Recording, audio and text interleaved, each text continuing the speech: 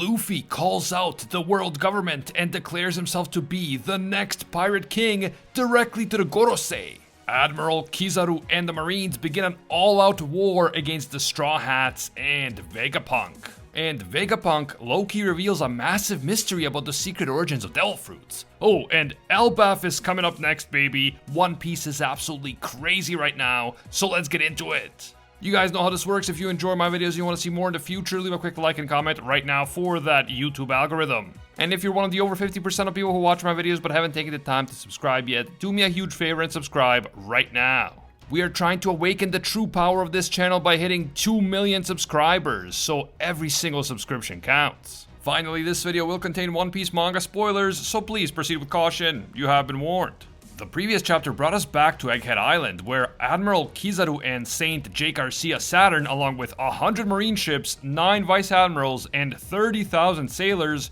completely surrounded the island. This kind of force makes even a buster call look like child's play by comparison. But the big difference between this and a buster call is that the world government can't just destroy the entire island and go home. They have to take the island while preserving that which the world government considers to be vital for their interests.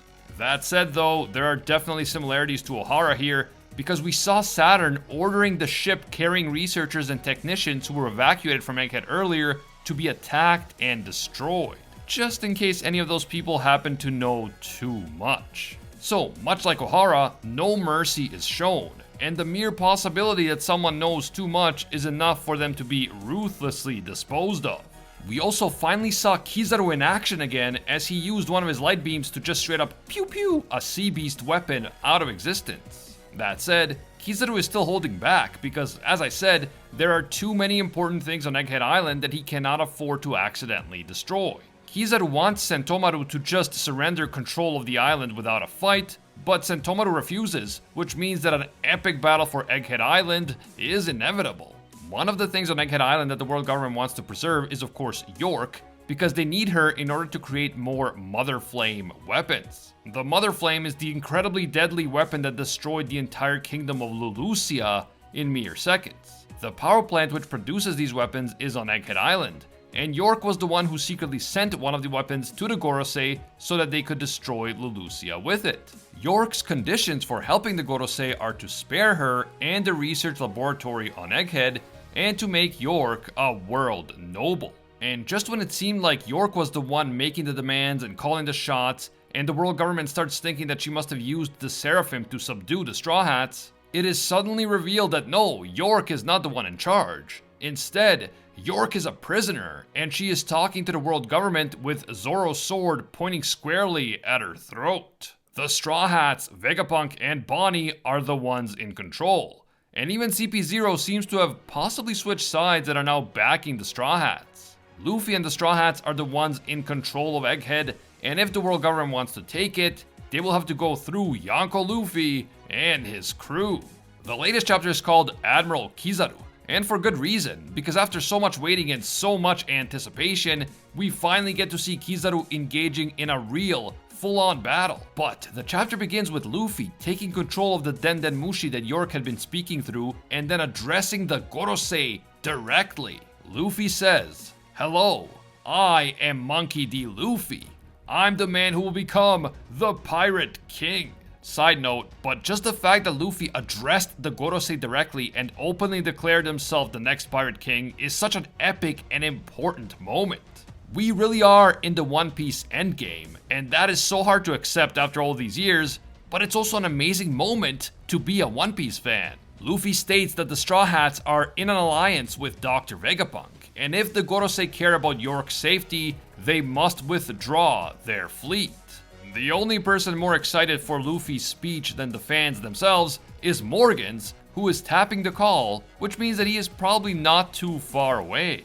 Morgans is of course pumped to see how interesting things are going to get over on Egghead Island, and I'm sure he's going to try and get as close as possible to the action. Then, in another moment of surreal epicness, the Gorosei in Marijua actually speak to Luffy directly. They say, "You're Straw Hat Luffy, correct? Who is alive with you in Labo phase right now?" Luffy begins to answer, but Robin shouts at him not to say anything and the call ends. The Gorosei recognize the voice of Nico Robin, the Devil Child herself. And this only emphasizes the similarities between this situation and Ohara, and it also further stresses just how important Egghead Island and everyone on it right now are for the world government. The people and the information currently located on this one island have the potential to bring everything crashing down upon the Gorosei and the world government. And so, the Gorosei have to do everything in their power to neutralize these threats as soon as possible. Despite Luffy's confidence and optimism in that call, there is no way that the world government will willingly withdraw. Saturn declares that 3 things must be protected on the island: the physical safety of York, the safety of Punk records which constitute Vegapunk's brain, and finally the power plant that is needed to produce the Mother Flame weapon. At the end of the day, for a world noble like Saturn, humans are no different from insects. Even if their numbers are reduced a bit, they'll just multiply again, so there's no need to worry about protecting them, even if they happen to be on the world government's payroll. So yeah, that means that all the government agents on Egghead are fair game. Back on the island, York says that if the Straw Hats do anything to hurt her, the entire island will be wiped out of existence, just like Ohara. My girl Nami isn't having any of that, and she begins to give York a well-deserved beatdown, to the point that the others start feeling sorry for the traitor. I said it before and I'll say it again, Nami is a highly underrated character. She's definitely a major contender for best girl in the entire series. Okay, quick comment section challenge. Who is best girl in One Piece in your opinion?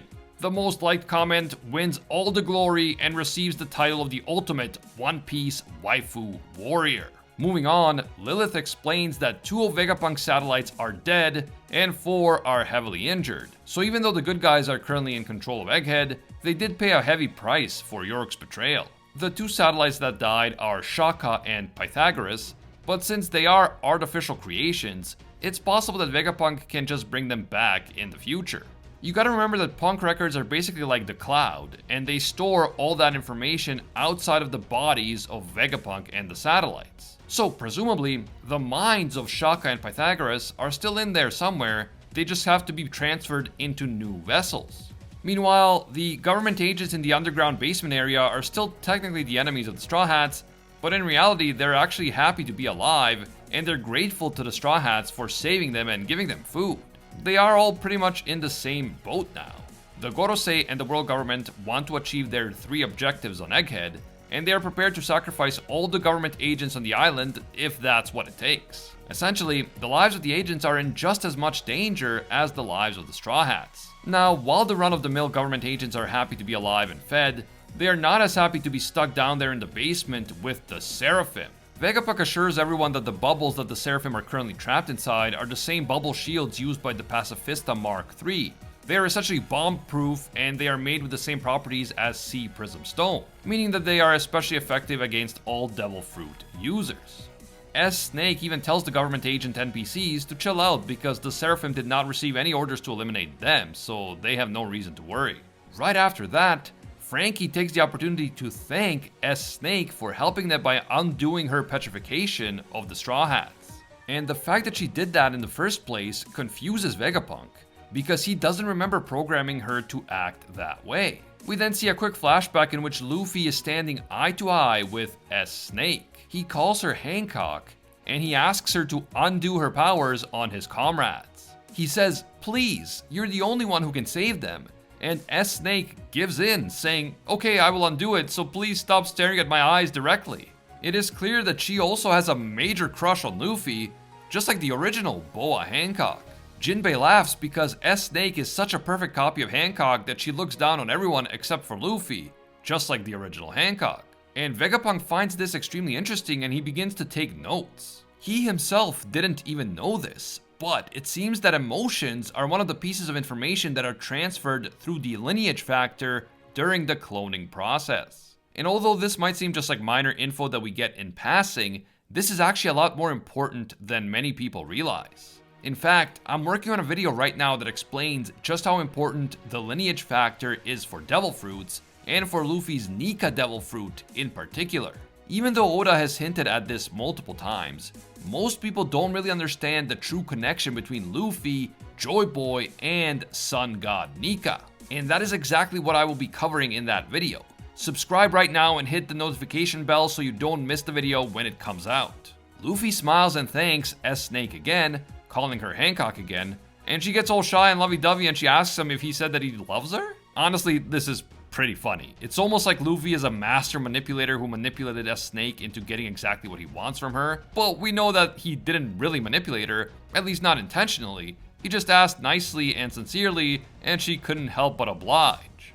Now, even though Luffy was talking big during that call with the Gorosei, he and the Straw Hats are not all that keen on betting their lives on a brutal battle to the death against a fleet of 100 ships. In reality, they want to find a way to escape the island, but they can't get out until they disable the Frontier Dome barrier. York locked everything using a secret password, and she didn't share the info with the Punk records, so the other satellites don't know what the password is. If they do manage to escape, Vegapunk decides that he and the Straw Hats will be heading to the Island of the Giants, Elbaf. And as soon as Luffy and Usopp hear the word Elbaf, they freak out because they've been waiting to go there ever since Little Garden. They stop paying attention to the conversation and just start singing about Elbaf, but while they enjoy themselves, Vegapunk and the others have to actually figure out a way to get off the island first. They can't just leave from the coast because the island is completely surrounded, so their only hope is to leave by air. They have to get Vega Force 1 to carry the Thousand Sunny off the island, and then once they leave the airspace of Egghead Island, the Thousand Sunny will take over and use Coup de Burst to fly them another kilometer away from the island.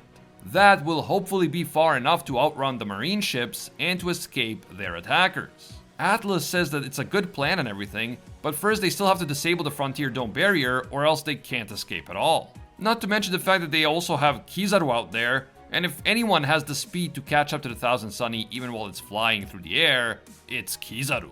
Since York refuses to give up the password, Vegapunk, Atlas, and Edison get to work on hacking it, while Lilith, Bonnie, and the Straw Hats make preparations to escape as soon as the barrier goes down. Lilith says she never left Egghead before, so she's actually kind of excited to travel, while Luffy and Bonnie bond over how much they're going to miss the food on Egghead once they leave. Bonnie then realizes that Sanji might just be the perfect man for her, and thus a new ship sets sail even before the Thousand Sunny. Okay guys, I gotta ask, do you ship Bonnie and Sanji? I haven't thought about this much before, but honestly, I think it kind of works. Meanwhile, Rob Lucci managed to contact the Marines, and thanks to the intel that he secretly gave them, they now believe that they know what's happening inside. Whether or not Lucci gave them all the correct intel is another matter, but either way, Saturn believes that they now have to act. He tells Kizaru that as a light human, he should be able to infiltrate the Frontier Dome since it uses laser-based defense systems. Kizaru replies that yeah, it's possible, but the man who is currently guarding the dome appears to be an old friend of Kizaru's. Saturn tells him to just ignore his friend, but Kizaru says that this would be disrespectful. Moreover, if they start attacking now, that friend, Sentomaru, will order the Mecha Sea Beasts and the Pacifistas to attack the fleet, which will lead to mass casualties for the Marines. Saturn is frustrated that the situation has become so complicated, but Kizaru says that thanks to Lucci, they now have all the intel they need, including the location of the power plant. As the Marine fleet assumes battle stations, it's clear that a massive assault on Egghead is about to begin. Luffy and the Straw Hats finally reach the Sunny, but at around the same time, Kizaru uses Yata no Kagami to become light itself and to infiltrate Egghead Island. Sentomaru then orders the Pacifistas to attack the invaders, and then he confronts Kizaru face to face. Sentomaru proclaims that his defense is the strongest in the world as he collides directly with the Admiral. The chapter ends as Luffy senses that someone very strong is coming, and so the all-out war for Egghead Island begins. Man, this was such a great chapter. We got so much information about what happened during the time skip and what the Straw Hats are planning to do next, and we got some huge important moments like Luffy declaring himself to be the next Pirate King to the Gorosei directly, and Kizaru infiltrating Egghead Island and joining the action after all this time. It's clear that the Straw Hats are not interested in a battle to the death against the Marines. They want to escape with everything they need and live to fight another day. But that doesn't mean that their escape will be easy. Even if they can outrun everyone else with their aerial escape plan, they can't outrun Kizaru. And I think that before this arc ends, we will see Luffy versus Kizaru. Let's be honest, Sentomaru can't hold off the Admiral forever, so I do expect him to clash with Luffy and the Straw Hats directly before they make their escape. What do you guys think? Is Gear 5 Luffy versus full power Kizaru about to happen? Are you excited for Elbaf? How epic was it to hear Luffy tell the Gorosei directly that he will be the next Pirate King? Let me know down below. If you're looking for an epic One Piece video to watch next, check out our video on all 12 mythical zone devil fruits explained and ranked from weakest to strongest. Link in the description and on screen right now. If you enjoyed this video and you want to see more in the future, leave a quick like right now. And if you watch my videos but you haven't taken the time to subscribe yet, make this the video that you subscribe and hit that notification bell right now. We are trying to hit 2 million subscribers on the channel and every subscription counts.